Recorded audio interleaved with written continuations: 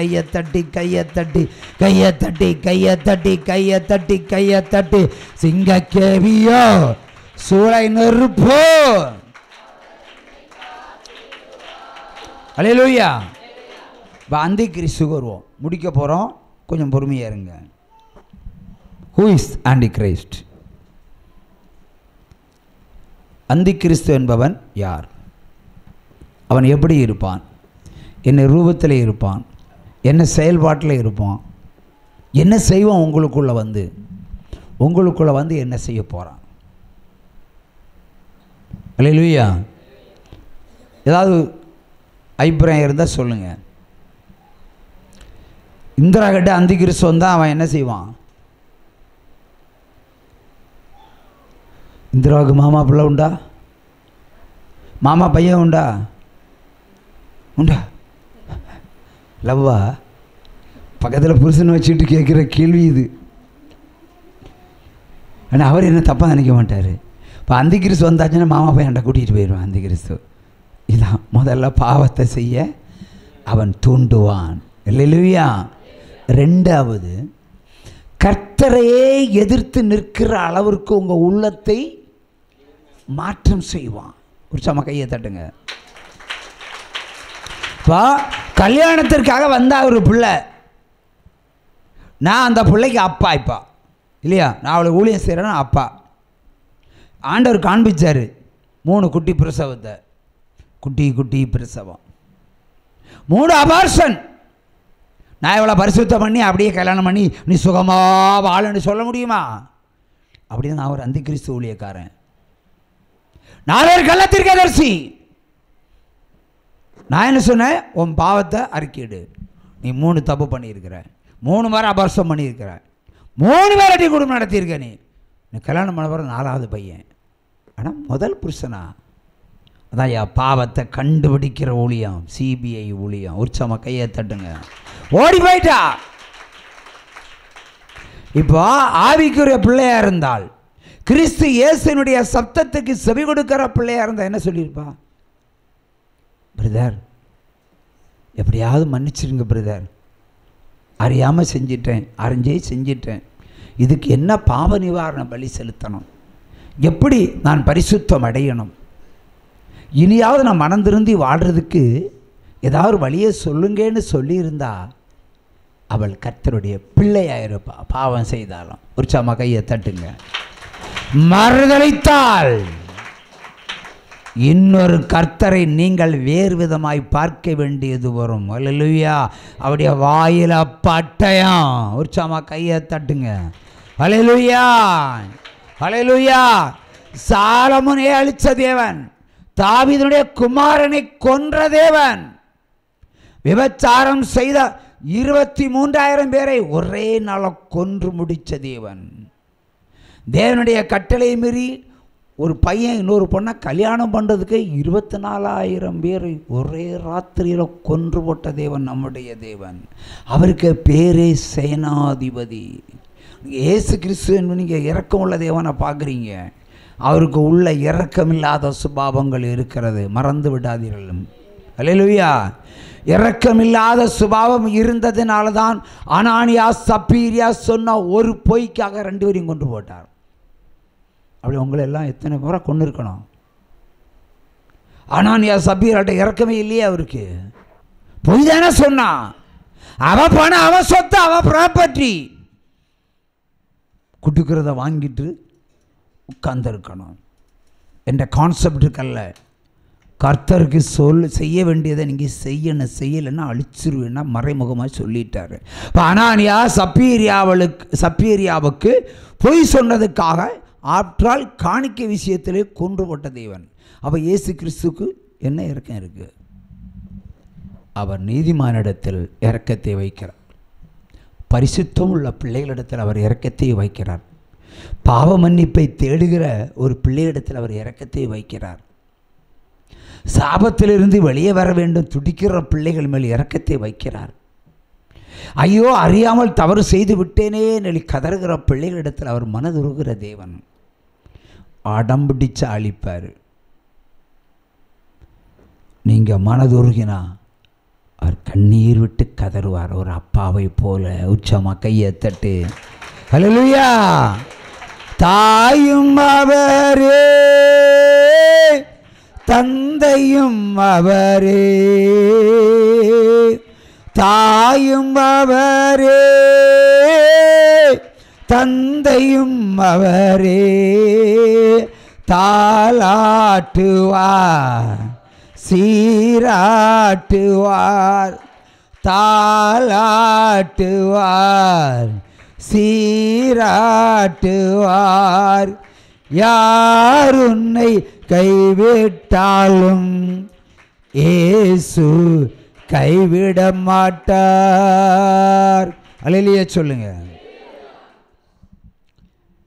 எவ்வளவு பாவம் செய்தாலும், எவ்வளவு பாவம் செய்திருந்தாலும் அவருக்கு முன்பாக நீங்கள் ஒரு பிள்ளையாக நிற்க வேண்டுமானால் உங்கள் பாவங்கள் முற்றிலும் அறிக்கையிடப்பட்டு அதனுடைய பரிகாரங்களை தேடினால் நிச்சயமான விடுதலை உண்டு. இல்லை என்றால் பாவம் உன்னை கொல்லும், கொல்லவே கொல்லும். கையை தட்டுங்க.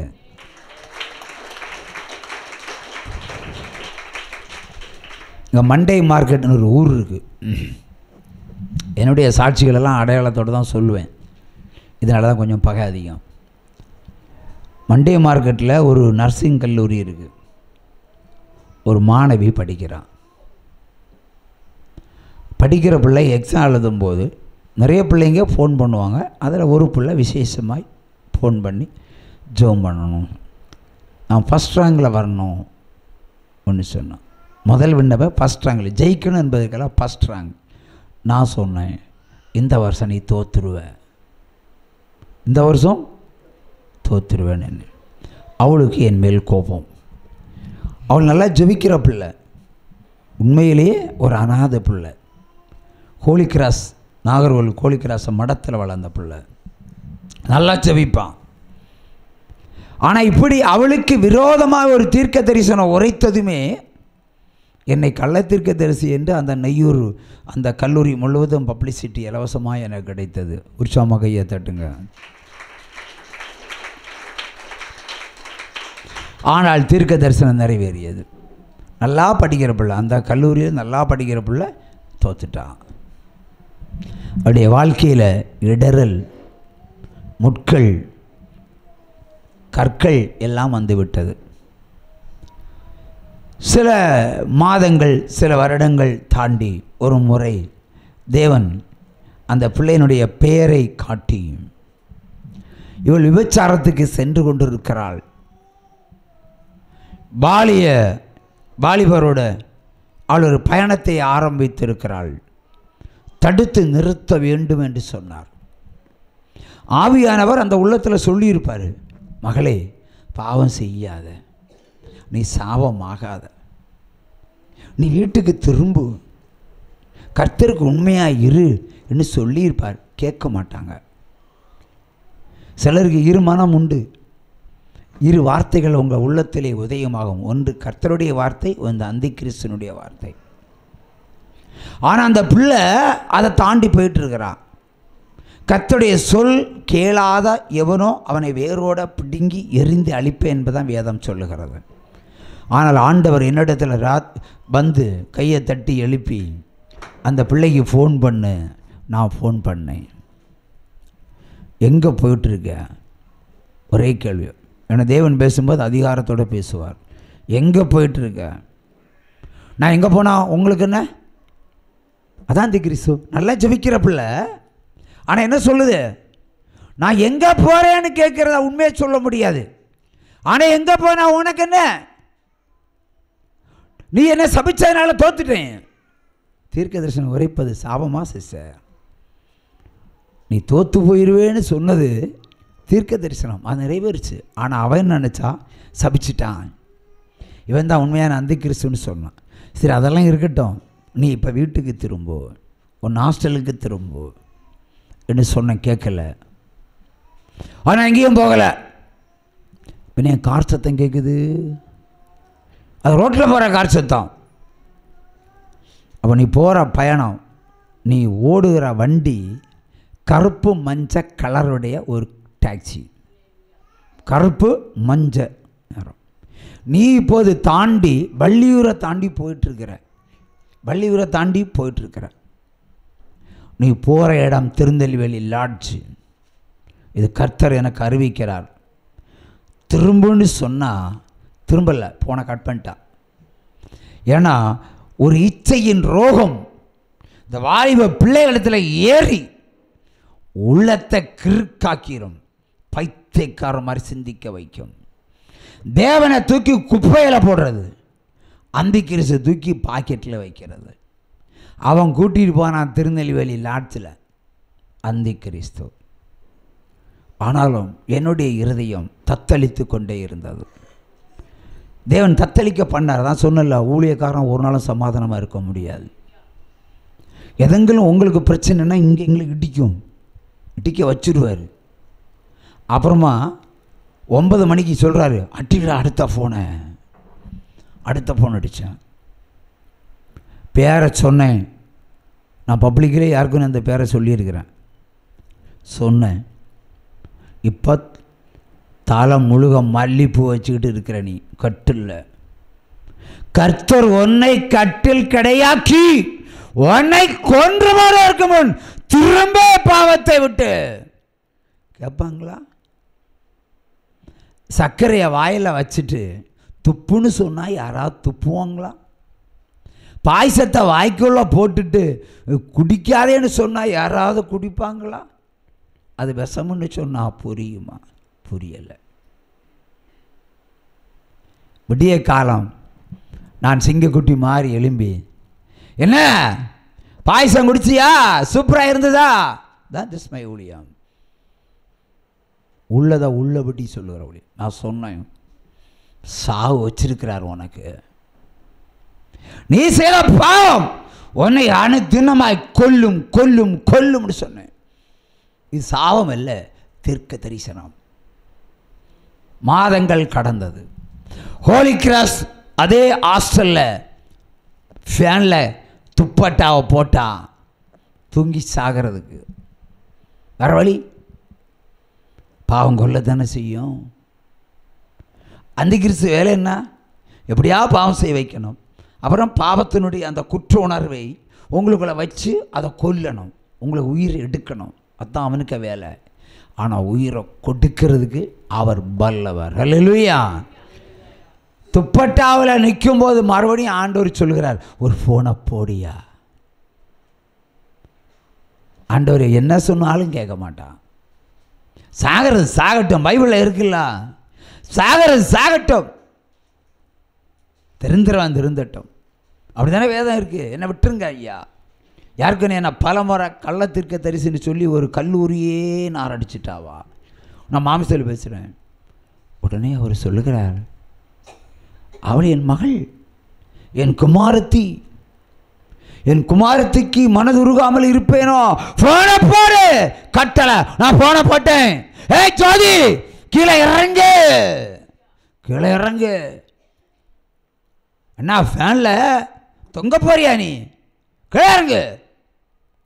இறங்கிட்டா. அதான் கர்த்தர், நம்ம கர்த்தர், நம்முடைய அப்பா. பாவம் செய்தால் கூட ஓடி வந்து அரவணைக்கிற ஒரு நல்ல தேவன். ஹல்லேலூயா. யாருக்கும் கிடைக்காத ஒரு தகப்பன் நமக்கு கிடைச்சிருக்கார். ஹல்லேலூயா. கிடைச்சதை விட்டுறாதீங்க. ஹல்லேலூயா, ஹல்லேலூயா, ஹல்லேலூயா, ஹல்லேலூயா, ஹல்லேலூயா, ஹல்லேலூயா, ஹல்லேலூயா, ஹல்லேலூயா, ஹல்லேலூயா, ஹல்லேலூயா, ஹல்லேலூயா, ஹல்லேலூயா. நான் உன்னை தெரிந்து கொண்டேன், நான் உன்னை, நான் உன்னை தெரிந்து கொண்டேன், நான் உன்னை நடத்தி செல்வேன். களி கூறு களி கூறு, கர்த்தர் புதியன செய்திடுவார். கர்த்தர் புதியன செய்திடுவார். அதை என்றே நீ காண்பாய். அதை என்றே நீ காண்பாய். என் மகளே கலங்காதே, என் மகள்